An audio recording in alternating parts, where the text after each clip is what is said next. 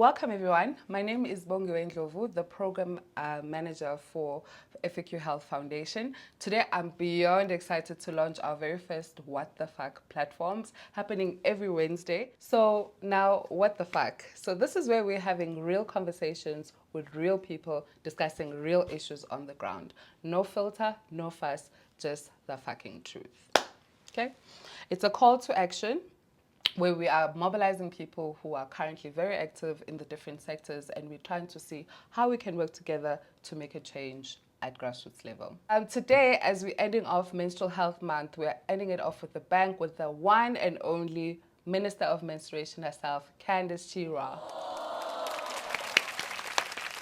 So let's dive in. I think for us, Candice, there's still so much stress around or taboo around menstruation, and it's still wrapped in so much shame. So I just want to find out from you, Uguti, how do we change this? Because today, as we said, we're flipping the script, we're changing the script, and we are trying to figure out, Uguti, how can we help young girls out there? Right. So how would you, I think since you've been doing this for so many years, what would you think right now is currently happening when you're talking about menstruation today? Well, I think there's still a lot of shame and taboo around it. I think people will speak about it in hushed tones. They will have different code names, on flow, Shark Week, time of the month, Japan.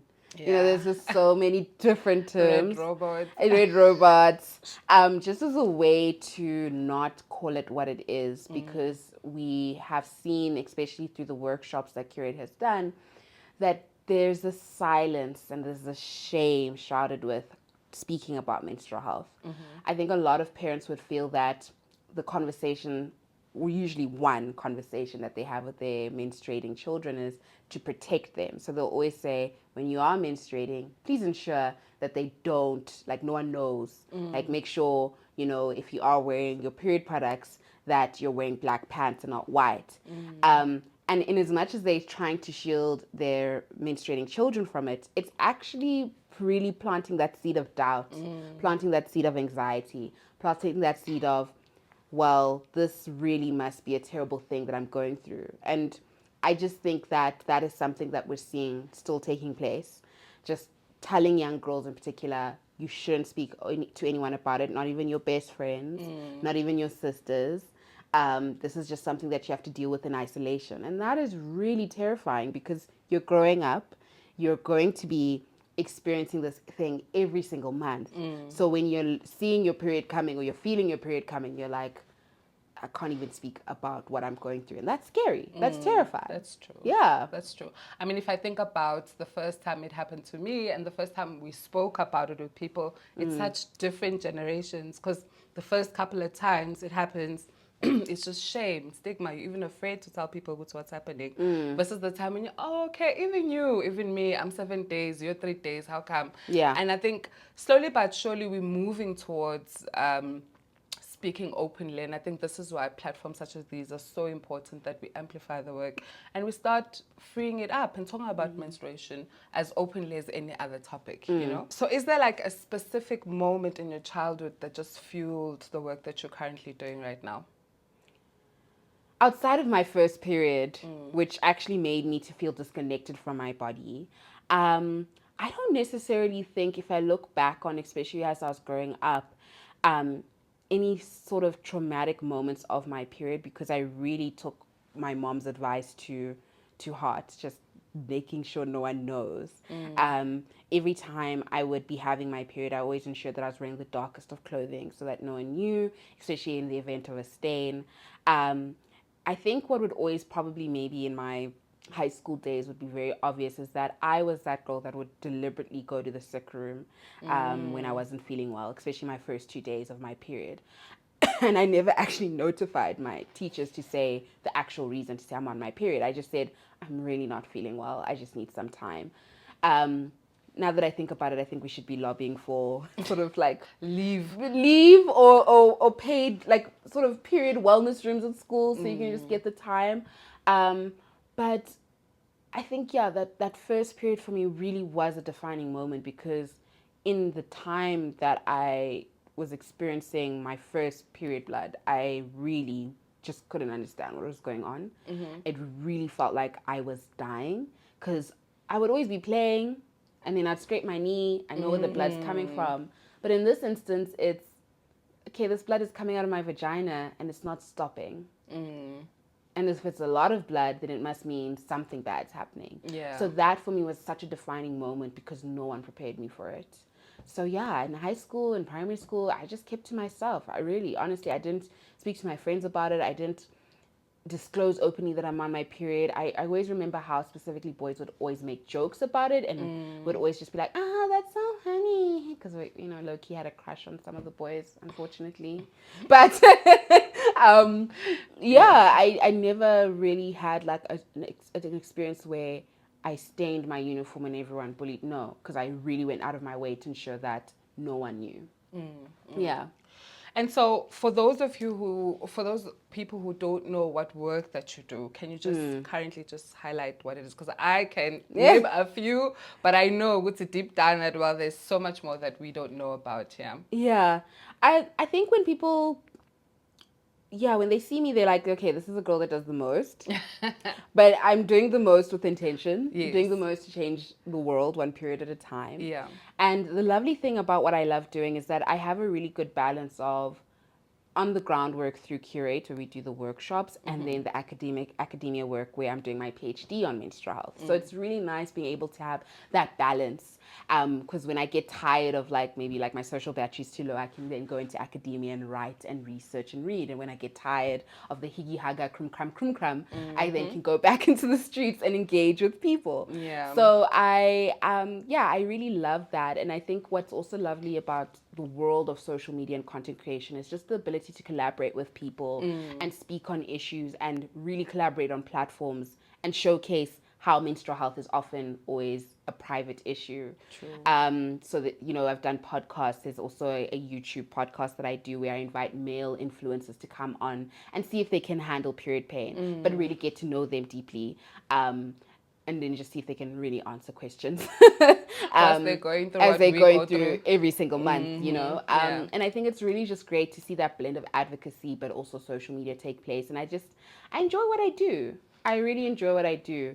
I think if someone asks what is it that they, I don't know, outside of the profile of the Minister of Menstruation, I'm someone who really loves watching ratchet reality TV shows. Like those Real Housewives or what. I mean, I don't know if you consider that ratchet because it's very classy. Oh no, but Tando likes baddies. What. That level of,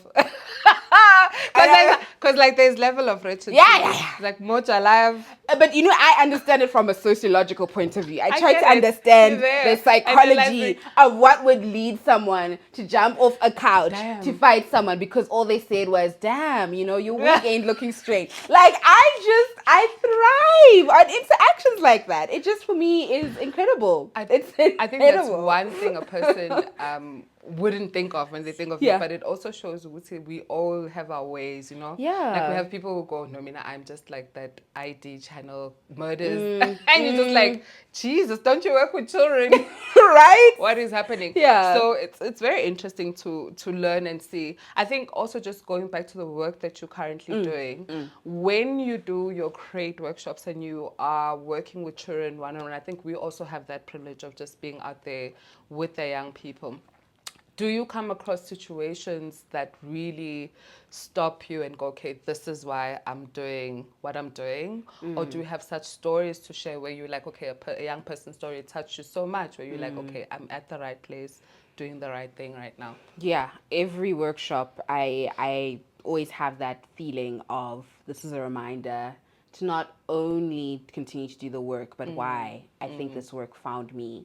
I think there's always the most fascinating story is just for me how young girls in particular will feel so terrified to talk about their bodies. Just even saying the word vagina terrifies them. Yeah, true. And I think that just shows how much as society we've really created so much shame around our bodies. And this is what we live in. This is what we breathe in on a day to day. True. And having that opportunity for an hour just to breathe life and empowerment is such an incredible thing. Yeah. I always feel that giving agency is also important. And one thing that we do is like we showcase the different period products. And I recall how one girl was really adamant that the use of a tampon or a menstrual cup will really remove her purity or virginity, or it'll break her hymen, it'll be harmful to her. And thankfully, I mean, yeah, we have facilitators who are much younger than me, but I think the way they're able to just relate and also just be able to explain things that is not too boring and dull, to say, you know, the hymen is an elastic thing. No, they are able to just sort of contextualize it and unpack what it means. And also to say that the reason why we're doing this is to say that you don't necessarily just have to use a pad for the rest of your life, but you have different options. And especially on your period, if you're an active sports person or if you love swimming, you can use these different options whilst menstruating. So there's a tagline. There's even a shirt that I wear sometimes when I want to like piss off the patriarchy, where it says anything you can do, I can do bleeding, to really drive that message home, to say I'm capable of doing everything, I'm capable of doing anything, and I shouldn't be held back just because I'm menstruating. And that's the message that the workshops really strive to just leave on the girl child. But I also remember when we had a workshop with young boys from a private school, and it was really fascinating to me how one young boy was like, he remembers seeing his mom wearing or like taking out a pad and him thinking, my mom's dying because what is she doing with this huge plaster? But in that moment, he was just like, he just didn't know what it was and he didn't have the capacity to speak. Only years later, receiving this education, and he's like, oh, so that's what it is. But why is society so terrified to speak openly about it? Like that shift is so important in just saying that we need to go from secrecy to normalcy. And having that opportunity to do so honestly is incredible, because I wish I had that opportunity when I started my period at 10. True. And I think with us as well, the conversation starts with menstruation, but it leads up to the silence that also goes through with your first sexual experience, whether we're discussing contraception. And by the time we get there, the stigma is deep because it started from your first period, you know, where you just taught not to talk about these things. And so that is why I always want to bring stakeholders that we work within the same sector, because I think if we stand in a line, that is where we then are providing holistic support for a young person. Because when we come in with sexual health, I'm like, oh God, we need to start with menstruation. Because already Plan B is not working if you're ovulating. And then you go, what's ovulation? We're like, okay, there's now a we have class to explain that you needed to take. And you know, and we also see how many people are just functioning without knowing how their body works. It's just like an automatic thing that people don't really need to know, that they need to take the time to learn what a period is. Even men, like, to learn what a period is, how it affects your person, if you are dating, if you have a sister, if you have a mother. 100%. You know? And it's a journey, because like menarche being the first period to menopause is like, it's a journey that you should be supporting. And it's a journey that I think, again, if you are providing the right intervention that is supportive and affirming and not just like dull and boring, it really can change like someone's life and, in a sense, their understanding of their own body. I know of so many people, especially when they are married and their partners, as soon as they start hitting perimenopause, they really do change. And it's not because they're changing because it's a choice. They're changing literally because their hormones are fluctuating. And what is interesting is I read a study how a lot of marriages were impacted by perimenopause and menopause, because husbands would literally just say, my wife changed overnight. Like, she just woke up and was a different person, not realizing that this is what they're going through, and it's trial and error. So yeah, there's more conversations that's needed, but from a place that is caring and affirming. Yeah, true. Yeah. So I think with all of us having had the experience of being at grassroots level, what do you think is happening? Like, what the fuck is going on right now when we talk about menstruation, period poverty, maybe? What's currently your view in terms of what's currently happening right now? There's definitely a desperation for period products and access to the period products. I mean, when we are able to provide some of the period product donations we receive from our partners, we will get phone calls within the space of 2 weeks from this very same school to say, look, we've run out because these students have taken for their homes, they've taken for their neighbors, they've taken for their friends.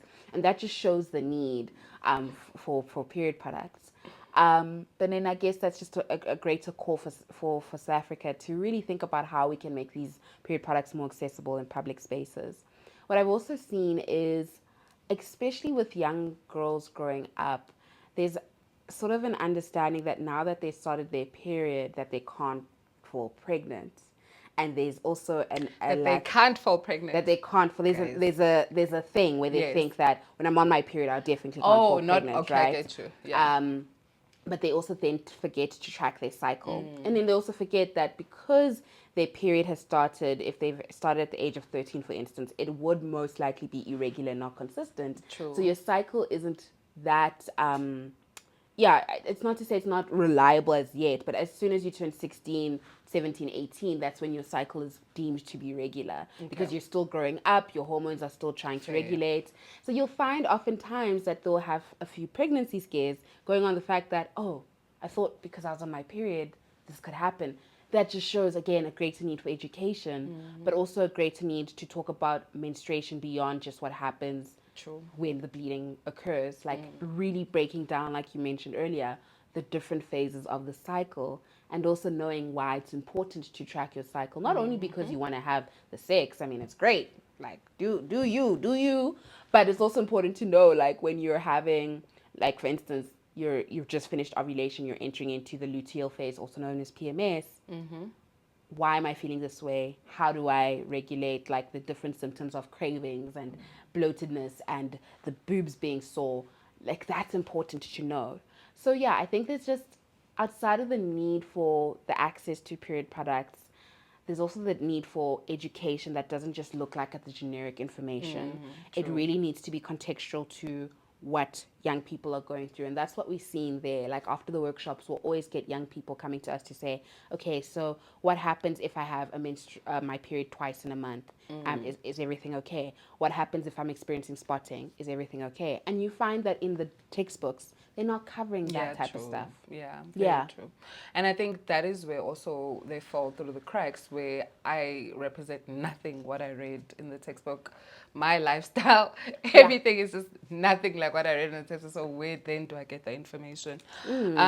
So outside of the period sex, what other myths, I think, or misinformation is there around menstruation? Or what would be the biggest ones, I think? Yeah. Sure. I mean, from a contextual point of view, there's definitely the thought that you shouldn't enter church on your period. I've heard that. Yeah. You're unclean. So as a Roman Catholic myself, I think I struggled a lot with that one, especially when I was in high school, because we had to go to church every Friday. So obviously it meant that one Friday I would have to not go to church. But then the pressure of explaining to your friends why you're not going to church means, Now you need to talk about So I would still go to church on my period.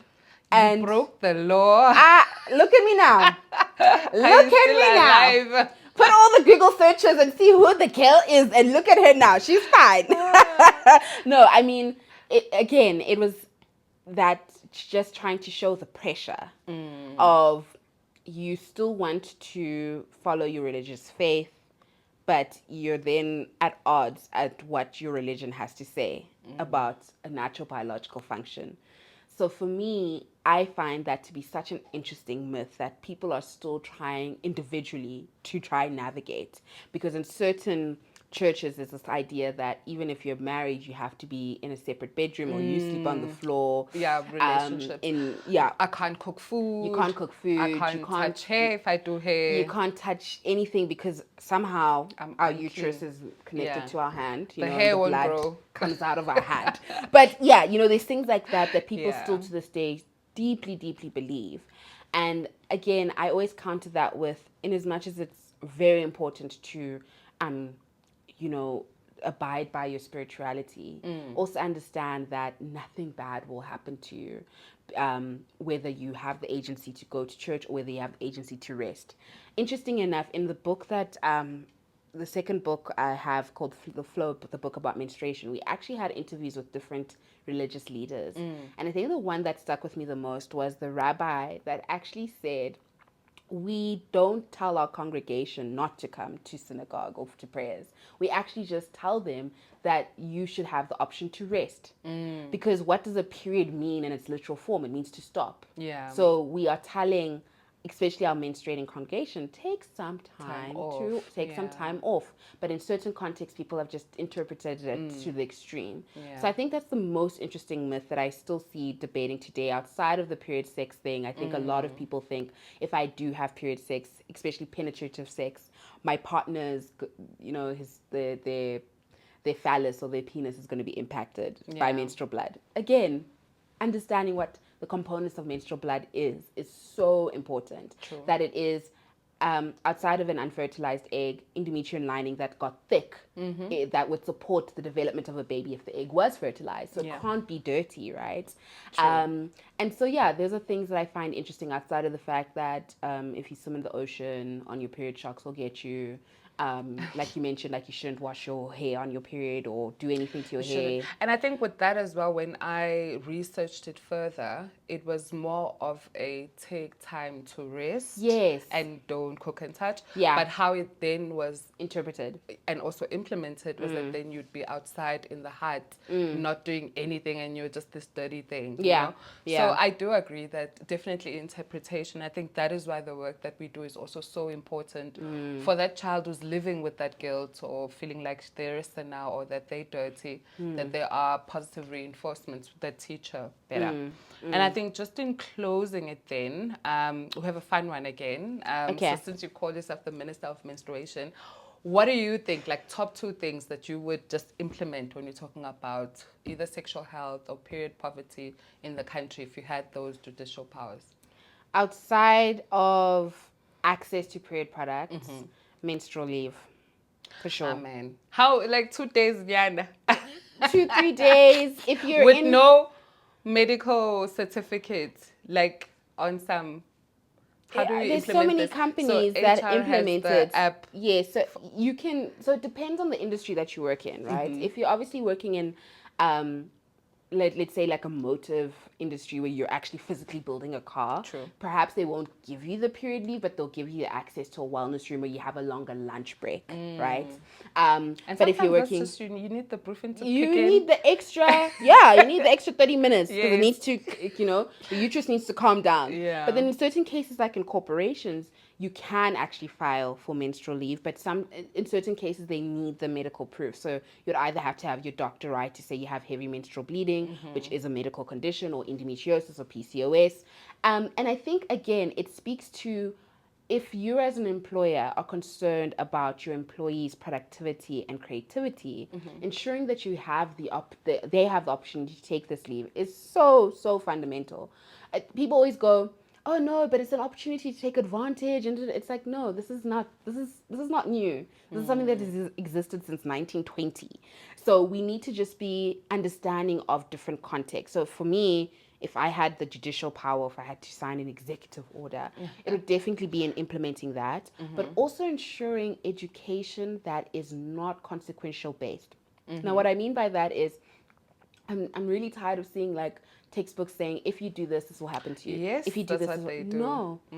I read one that said, whose fault was it? I'm like, whose fault? fault? Do you know what I'm saying? like let's remove that languaging and ensure that it is empowering, but also gives young people the agency to choose. Like, not to say if you do this, this will happen. Like, when you are growing up, this is going to happen, and you're going to most likely experience this and this. In preparation that it does happen, be ready.